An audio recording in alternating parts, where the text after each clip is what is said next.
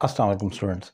आदी होना, किसी भी चीज़ का आदी होना, अगर आपने कहना हो और उसको फ़िक्रे में इस्तेमाल करना हो तो उसके क्या स्ट्रक्चर्स हो सकते हैं, आज उसको डिफ़ाइन करूँगा। उसमें इज़, एम, आर और उसके साथ यूज़ टू प्लस ING आता है। यूज़ टू एक तो ये है कि आदत, माजी की आदत को शो करता है, लेकिन वहाँ पर इज़ एम आर नहीं आता। जैसे वो भागा करता था, ही यूज़ टू रन, उसमें इज़ एम आर नहीं आएगा।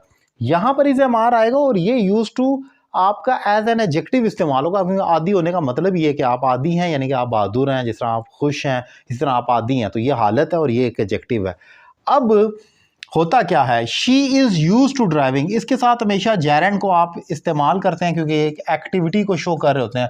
वो गाड़ी चलाने की आदी है, she is use to driving, के वो गाड़ी चलाने की आदी है। आपने यूज टू के साथ प्लस ING का इस्तेमाल कर देना, तो ये बन गया कि वो गाड़ी चलाने की आदी है।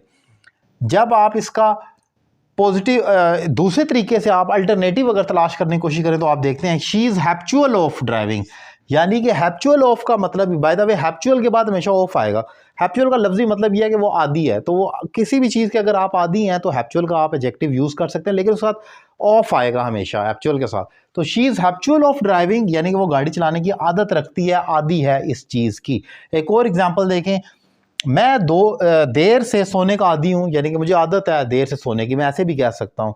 तो मैं ये भी कह सकता हूँ अब, I am habitual of sleeping late, यानी कि मैं देर से सोने का आदी हूँ, I am habitual of sleeping late. और दूसरे लफ्ज़ों में मैं कह सकता हूँ I am use to sleeping late. अब आप देख सकते हैं एम के साथ यूज टू प्लस ING का इस्तेमाल हुआ है, यानी कि मैं आदी हूँ, आई एम यूज टू, और स्लीपिंग लेट यानी कि देर से सोने का आदी हूँ। तो वहाँ पर आपने am use to plus ING का इस्तेमाल किया। सो याद रखें, आपने अगर आदी होने को शो करना है तो वहाँ पर is am are use to के साथ आपने लगाना है। और अगर एक और इसका आप कहते हैं कि इसके अलावा क्या तरीका है अल्टरनेटिव, तो वो है कि हैप्चुअल ऑफ के साथ ING लगा दें, ये भी आदी होने को शो करता है।